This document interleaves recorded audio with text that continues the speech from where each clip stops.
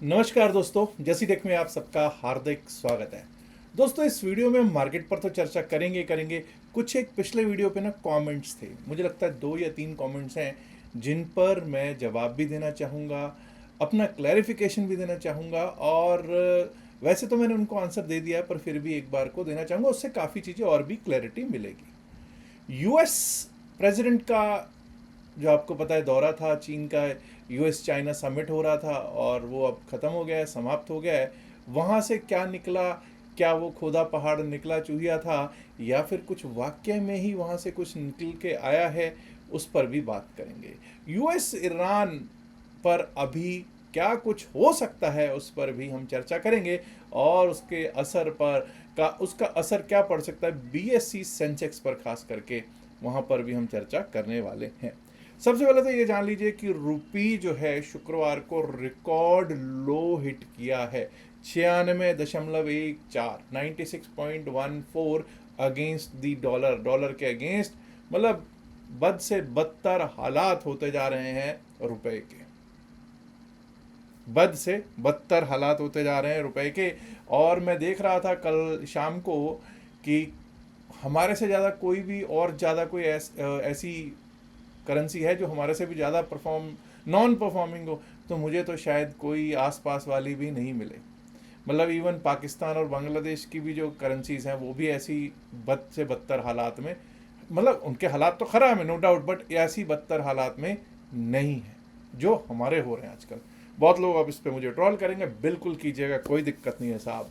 3 रुपए की मैंने कल बात की थी कि भाई 3 रुपए मैंने क्या की थी भैया, 3 रुपए बढ़ाए हैं सरकार ने, बढ़ाए, कोई मैंने तो बढ़ाए नहीं। उस पर कुछ कमेंट्स आए, सबसे पहले वही ले लेते हैं। अच्छा, चलो वही लेते हैं, सबसे पहले तो वही लेते हैं कि क्या कमेंट आए। कमेंट क्या है, सबसे पहले तो आपके सामने रजौरिया साहब का एक कमेंट है, हमारे बड़े रिस्पेक्टेड मेंबर हैं नरेश जी रजौरिया। रजौरिया साहब कहते हैं, सर आपको किस गवर्नमेंट पर विश्वास है, भाजपा तो नहीं है। इन्फ्लेमेशन डाटा गलत है। अच्छा, इन्फ्लेशन बेसिकली कहना चाहते हैं। विदेश में 25 से 60% पेट्रोल्स के रेट बढ़ा दिए गए हैं, अगर भारत में बढ़ा दिए होते तो तूफान आ जाता विपक्ष में। वैसे विपक्ष में नालायक लोग बैठे हैं, ठीक है जी, केवल झूठी खबरें देते हैं। मैं समझ गया कि इनका बेसिकली क्या इनका मकसद था, तो मैंने इनको जवाब भी दिया। मैंने क्या जवाब दिया, राजौरिया साहब मैं कभी भी किसी पार्टी का पक्षधर नहीं रहा हूँ, असलियत है भाई। जो ये पार्टियां हैं ना, आज कोई पार्टी है, कल को दूसरी पार्टी भी सरकार बनाएगी, परसों को तीसरी पार्टी भी बनाएगी सरकार, कोई भी सरकार बने, लेकिन आपको फेसेस वही दिख रहे होंगे, वही मंत्री दिखते हैं, वही पहले आज इधर थे कल उधर हो जाएंगे, ठीक है ना। नीचे वाले जो लोग हैं वो पिसते रहते हैं, वो तो दरियां बिछाने के लिए होते हैं बेसिकली, तो ठीक है। अब मैंने क्या जवाब दिया आप सुन लीजिए, कई लोगों को अच्छा नहीं लगेगा। मैं किसी भी पार्टी का पक्षधर नहीं हूं, सरकार किसी की भी पार्टी की हो, किसी भी पार्टी की हो, नेता वही रहते हैं। वही कई ऐसे चीफ मिनिस्टर हैं जो किसी टाइम पे कांग्रेस के पार्ट थे। और साहब इतना याद रखिएगा, कभी जैसे आजकल हमारी जो बीजेपी है, जैसे अभी आपने कहा भाजपा, तो यही बीजेपी वाले जो थे, ठीक है जी, यही बीजेपी वाले विपक्ष में बैठते थे और कांग्रेस वाले कहते थे कि हमारी सरकार तो कभी जाएगी ही नहीं। ऐसा उनको फीलिंग आती थी, भाई अगर उनकी जा सकती है तो इनकी भी जा सकती है। सरकारें एक ही सरकार रहना ये डेमोक्रेसी के लिए अच्छा कभी भी नहीं था। मैं जब कांग्रेस की सरकार थी तब भी कहता था change is the need of the hour, change होता रहना चाहिए, ठीक है ना। अब वो मैं किसी पार्टी से रिलेटेड इसलिए भी नहीं हूँ क्योंकि भाई मैं पहली बात तो कभी वोट देने नहीं जाता, ना मेरा जाने की इच्छा है। गलत है, मुझे मालूम है, बहुत लोग कहेंगे ये गलत है तो है, लेकिन भाई जब मैं यहाँ पर बैठा हूँ एज अ मीडिया बैठा हूँ, तो जो मेरे को दिखाई देता है मैं वो बोलता हूँ। उसके बाद क्या लिखा है, मैं मीडिया हूँ। अच्छा, उसके पहले जो कांग्रेसी थे आज वो भाजपाई हैं, बिल्कुल है। मैं मीडिया हूँ और मीडिया का काम है कमियों को उजागर करना। अगर आप किसी भी जर्नलिज्म, अगर आप मास्टर्स इन जर्नलिज्म करोगे, तब बैचलर्स इन जर्नलिज्म करोगे, तो वहाँ पर मीडिया को पांचवा स्तंभ या चौथा स्तंभ, कौन सा स्तंभ है वो आप बता सकते हैं, वो बताया गया। वहाँ पर आपको क्या करना है, क्रिटिकली इवेल्युएट करने हैं, क्रिटिकली एनालिसिस करना है, क्रिटिकली एनालाइज करना है, क्रिटिकली इवेल्युएट करना है किसी भी पॉलिसी को। इन्फ्लेशन डेटा, क्या आपको नहीं लगता महंगाई बढ़ी है? छोड़ो यार इन्फ्लेशन डेटा को, आपको नहीं लगता पिछले 1 महीने 2 महीने 2 साल 4 साल में महंगाई बढ़ती हुई दिख रही है? भाई अभी तो चलो पेट्रोल डीजल तो अभी 3-3 रुपए 4-4 रुपए बढ़े हैं, ठीक है कोई बात नहीं। अभी तो गैस सिलेंडर का भाव बढ़ा था।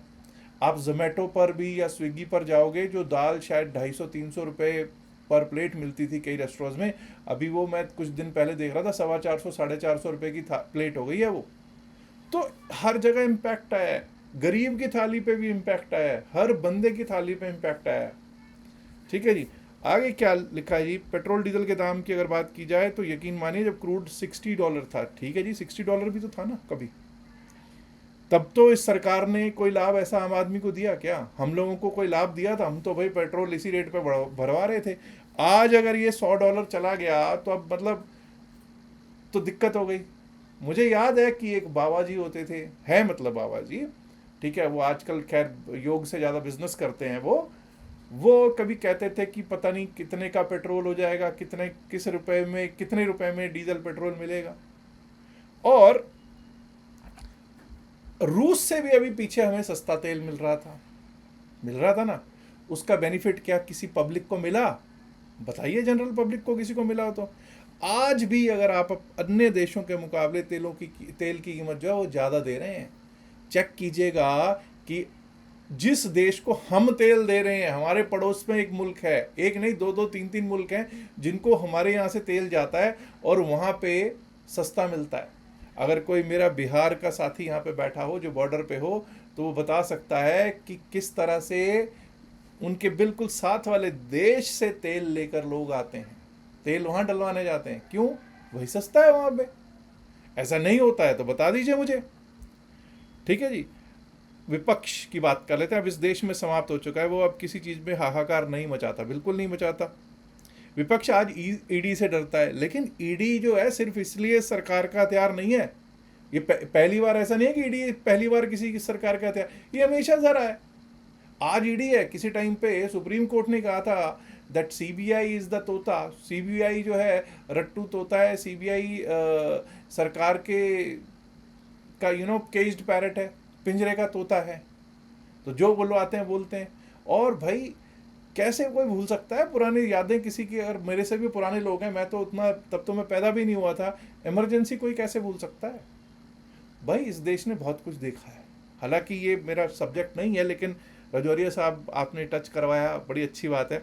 और विद माजरत अगर कोई गलत मैंने बोला हो तो भाई ज़रूर मेरे को सही कीजिएगा। और आप मेरे कमेंट करते रहते हैं, मुझे बड़ी खुशी होती है रजौरिया साहब। एक भाई हैं रतन 8807, शायद ये हिमाचल के हैं, जो इनका कमेंट है उससे लगता है, why not mention any time ₹5 petrol rise in petrol and diesel prices in Himachal Pradesh? Okay, the governing government has done that right. It means you are spreading a false narrative. Oh my god. Had a rule at present juncture, what would be all suffered? Okay, never forget 6 gas cylinders in a year, no discussion. रतन जी, मैंने पहले लिखा भी है कि I definitely mention this in the video. पहली बात तो भाई मुझे 3 रुपए वाला तो पता था, 5 रुपए वाला नहीं पता था। हो सकता है कि 5 रुपए किसी स्टेट ने बढ़ा दिया हो, बिल्कुल बढ़ाया है भैया, 1 रुपया भी बढ़ाया है तो भी गलत है। अगर 3 रुपए उसने बढ़ाया तो गलत है, तो 5 रुपए वाला भी तो गलत है। वो कोई भी उस पर कोई जस्टिफिकेशन नहीं है। और भाई ये जो आप हिमाचल प्रदेश की बात कर रहे हो ना, जहाँ पे मतलब मेरा गांव है उससे बिल्कुल सटा ही हुआ है हिमाचल प्रदेश, ज़्यादा दूर नहीं है, जाना आना है मेरा। तो मैं आपको बस इतना सा बता देता हूँ कि अब आप कहोगे कि ये कांग्रेस की सरकार है, वहाँ की सरकार किसी की भी हो, लेकिन जो इस समय जो सरकार है ना, उसके बारे में कुछ ना कहूँ तो अच्छा है। 30 रुपए की पर्ची लगती थी साहब, टोल टैक्स पे जो पर्ची होती है ना, 30 रुपीज़ की पर्ची होती थी, फिर शायद वो 50 हुई, फिर शायद 70 हुई, आजकल वो 100 रुपीज़। अभी मैं पीछे जाके आया हूँ तो 100 रुपए की पर्ची दे के आया हूँ। मतलब आप पंजाब से हिमाचल जा रहे हो, यू आर पेइंग 100 रुपीज़। कई जगहें ऐसी हैं कि अगर मान लिया मुझे पंजाब से मुझे एक जगह से दूसरी जगह जाना, तो बीच में हो सकता है हिमाचल पड़ता हो, तो I am paying 100 rupees to cross that. I don't know what sense does it make. तो भैया ये सबके सब एक ही हैं, सबके सब एक ही थाली के चट्टे बट्टे हैं, मरना गरीब आदमी को ही है। चलिए खैर, ऐसा करते हैं, अब चलते हैं और देखने की कोशिश करते हैं कि क्या स्थितियां हैं, किस चीज़ की स्थितियां, कि भाई ये यूएस और समिट हुआ, यूएस और चाइना का जो समिट था उसमें क्या मिला। उसमें मिला हेडलाइंस मिली। यूएस चाइना समिट में सिर्फ और सिर्फ मीडिया में हेडलाइंस मिली, लेकिन साइंड कॉन्ट्रैक्ट्स नहीं दिखे। There were no signed contracts, China summit provided headlines, not signed contracts. और आप अगर शुक्रवार को देखोगे, कोई एनवीडिया, जितने भी ये स्टॉक्स हैं जिनकी बातें बड़ी बड़ी हो रही थी कि बोइंग को 200 जेट्स का ऑर्डर मिल रहा है, ट्रम्प साहब ने बोला, लेकिन चाइना ने उसके ऊपर कोई कमेंट नहीं किया।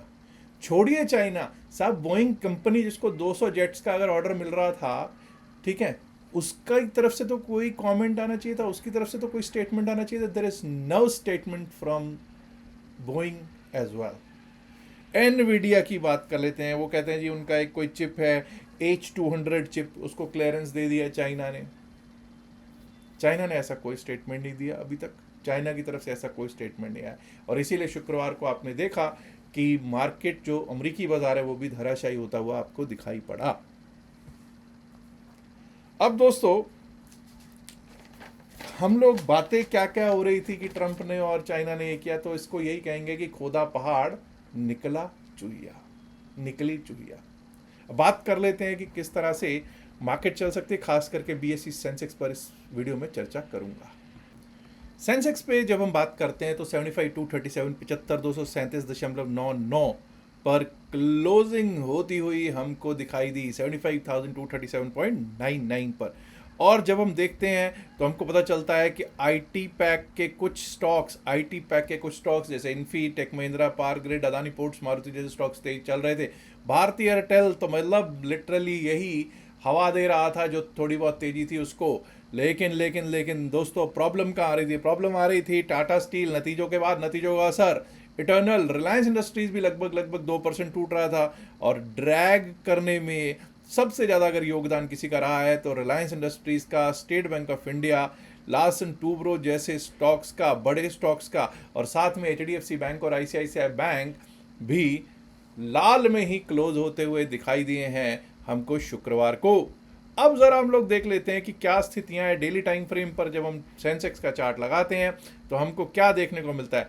सभी डेमास के नीचे, और सबसे नीचे आपका नोडेमा है, नोडेमा के ऊपर 21, 50, 100, 200, यानी कि एक आइडियल सिचुएशन फॉर बियरिशनेस। हम लोग जब 9, 20, 50, 100, 200 के ऊपर जब सारा मार्केट बैठी होती है तो कहते हैं आइडियल सिचुएशन फॉर बुलिशनेस, लेकिन इस समय जो सिचुएशन है, sell the bounce, ideal situation for bearishness बनी हुई है। अब हम जरा चलते हैं और देखने की कोशिश करते हैं कि क्या रह सकते हैं सोमवार के लिए लेवल्स फॉर बीएसई सेंसेक्स। 1 घंटे के चार्ट पे चलेंगे और लेवल्स लगाने की करेंगे हम कोशिश।